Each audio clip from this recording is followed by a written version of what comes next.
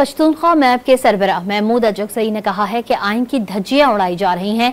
लोग पार्लियामेंट का मजाक उड़ा रहे हैं। किसी से कोई दुश्मनी नहीं, आइन के साथ चलने वाले लोगों और इदारों के साथ खड़े होंगे, लेकिन जो आइन से खिलवाड़ करेगा उसके खिलाफ निकलेंगे। महमूद अजगसई ने 3 रोज कबल पेशावर में होने वाले इजलास को गैर आइनी करार दिया। मैं माफी चाहता हूं, परसों जो मीटिंग हुई है पेशावर में, that is against the spirit of the constitution. वो आइन के स्पिरिट के खिलाफ है। पता नहीं हम कहां तक पहुंच गए हैं।